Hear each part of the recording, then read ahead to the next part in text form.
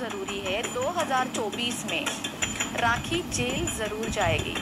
उसको इज्जत रास नहीं आती, उसको इज्जत लेनी नहीं आई। दुबई में जाके वो 1-1 लाख रुपए, 1.5 लाख रुपए लेके स्टेज शो करती है। सबसे पहले तो मैं उस टकले को ये बताना चाहूँगी, एक चोर दूसरे चोर का तभी साथ देता है जब वो खुद भी चोर होता है। इस पूरे पिक्चर में उस टकले का कोई सीन ही नहीं है। वो टकला बीच बीच में घुस रहा है। राशि को बगैर डिवोर्स के वो आदिल के साथ शादी करती है।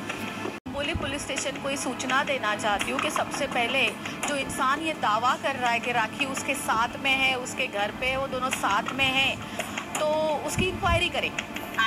और राखी मुंबई नहीं आएगी। वो बहुत अच्छे से जानती है कि वो जैसे ही मुंबई आएगी तो वैसे उसको अरेस्ट किया जाएगा। और लास्ट मोर देन 3 मंथ्स वो दुबई में बैठी हुई है और उसने बहुत तरीके से मुंबई छोड़ी है।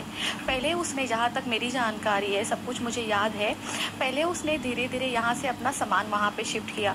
मेरे सामने उसने कुछ 12-13 बैग्स वहाँ पे शिफ्ट किए गए। एंड देन उसके बाद मेरे साथ वो बैंक गई थी, ICICI बैंक जाके उसने अपने पैसे ट्रांसफ़र किए दुबई वाले अकाउंट में। तो वो जानती थी कि वो क्या कांड करने वाली है आगे जाके। और जैसे हमें पता होता है कि जब हमारा पाप का घड़ा भर जाता है तो हमें भागने के अलावा हमारे पास कोई ऑप्शन नहीं होता है। तो वो इतनी इजी, इतने आसानी से मुंबई नहीं आएगी जब तक कि उसको बेल नहीं मिलती है। पर उसने एलिगेशंस दिए हैं, ये उसके पहले की बात है। उसने धीरे धीरे सब कुछ करना स्टार्ट किया था। हालांकि उसने मुझे ये बात बोली थी कि मैं अब दुबई शिफ्ट हो जाऊंगी। तभी वो ये भी कह रही थी कि मुझे वहाँ पे फ्लैट ख़रीदना है, मुझे घर ख़रीदना है। पहले तो उसकी झूठी अफवाहें थी कि मैं घर ख़रीदूँगी। अब मैं नहीं जानती उसने ख़रीदा या नहीं ख़रीदा है, बट हाँ, इस टाइम वो दुबई में है। और मैं ये भी जानती हूँ कि वो दुबई में बैठ के क्या कर रही है, उसका घर कैसे चल रहा है, उसको क्या करना पड़ रहा है। उसको यहाँ पे जो एक अच्छी लाइफ मिली थी, ऊपर वाला उसके साथ था, तब तक उसको अच्छे से लेने नहीं आया। वो उसको इज्जत रास नहीं आती, उसको इज्जत लेनी नहीं आई। ऊपर वाले ने जो उसको इज्जत दी वो उसको लेनी नहीं आई। इंडस्ट्री वालों ने जो उसको इज्जत दी वो उसे लेनी नहीं आई। मैंने उसको जो प्यार दिया उसे वो भी लेने नहीं आया। आखिर उसको यहाँ से भागना पड़ा और वहाँ पे जाके वो अब स्टेज शो करती है। दुबई में जाके वो 1-1 लाख रुपए, 1.5 लाख रुपए लेके स्टेज शो करती है। कि वो टकला मुंबई आया है तो मुझे लगता है वो टकला राखी को सेव करने के लिए आया है या अपने बालों के लिए, अपने टकले के लिए वीक खरीदने आया है। जहाँ तक मुंबई में मुझे पता है बाल बहुत अच्छे मिलते हैं, वीक बहुत अच्छी मिलती है। तो टकला डेफिनेटली वीक खरीदने आया होगा। जैसे कि आप बोल रहे कि कुछ गाना वाना करना है, ये एज गाने करने की है नहीं। तो देख, वो मैरिड होने के बावजूद उसने राखी के साथ शादी की। उसने अपनी पहली बीवी को डिवोर्स नहीं दिया। राखी के साथ उसने इनलीगल शादी की। राखी रितेश के साथ मैरिड होती है, उसको बगैर डिवोर्स के वो आदिल के साथ शादी करती है। तो इनका पैटर्न देखिए। सबसे पहले तो मैं उस टकले को ये बताना चाहूँगी, एक चोर दूसरे चोर का तभी साथ देता है जब वो खुद भी चोर होता है। तो ये 2 चोर मिलके अगर एक दूसरे का साथ दे रहे तो कोई बड़ी बात नहीं है, कोई शॉकिंग न्यूज़ नहीं है। लेकिन उन्होंने ये बंटी बबली वापस एक होना चाहते हैं तो हम क्या ही कर सकते हैं। इस पूरे पिक्चर में उस टकले का कोई सीन ही नहीं है। वो टकला बीच बीच में घुस रहा है, ये कोई सीन नहीं है। यहाँ पे देखे, आज मैं राखी की मारी हुई हूँ, आदिल राखी का मारा हुआ है।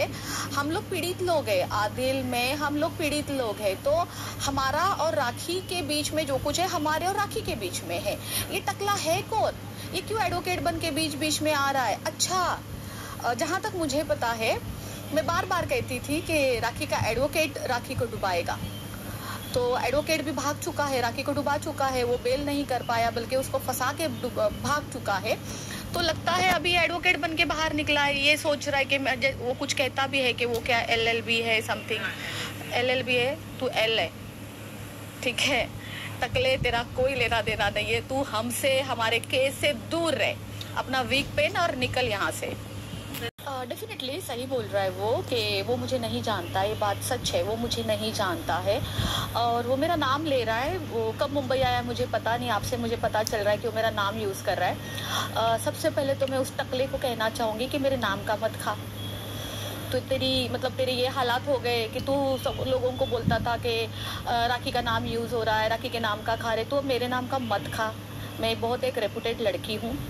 एंड सेकेंड थिंग, जैसे कि वो कह रहा है कि क्या हमारी दोस्ती वो नहीं जानता है, ही इज़ राइट, क्योंकि उस टाइम वो हमारे साथ नहीं था। पूरे दुनिया ने देखा है, पूरी मीडिया ने देखा है, जब मैं और राखी साथ में थे, क्या आप लोगों ने मुझे और राखी को साथ में देखा है? तो मुझे इस टकले से सर्टिफिकेट लेने की क्या ही ज़रूरत है? पूरी दुनिया जानती है, राखी का दिल जानता है, उसका ज़मीर जानता है, यहाँ तक राखी की फैमिली जानती है कि मैंने राखी के लिए क्या क्या किया है और मैं कितने लंबे समय से उसकी दोस्त थी। रही बात बिल पेमेंट की, ये बात सच है। एक या दो बार, एक तो राखी ने रिवील नहीं किया था कि उसने किसी टकले के साथ शादी की। राखी को शर्म आती थी कि कोई टकला उसका पति है, तो उसने रिवील नहीं किया था। एक या दो बार ऐसा हुआ था कि उसने वो पेमेंट की थी और उसके बाद राखी मेरे पास से कैश लेके रिटर्न जाती थी। राखी किसकी सगी है? तो वो कहती थी कि जब वो पेमेंट करे तो आप मुझे कैश दे दीजिए, तो मैंने दे दिए थे और राखी ने मुझसे वो कैश ले लिया है। राखी मोरे को 12 साल से लोग जानते हैं। मैं कहूँगी, अगर आप ये पिछले 1 साल का किस्सा छोड़ दो और मेरे नाम का गूगल कर दो, नेल आर्ट स्टूडियो के नाम से गूगल कर दो, तो पूरी दुनिया आधी से ज़्यादा मुंबई जानती है, आधी इंडस्ट्री जानती है, पूरा टीवी जानता है राजश्री मोरे को। राजश्री मोरे मोहताज नहीं है किसी के नाम की या किसी और के पहचान की।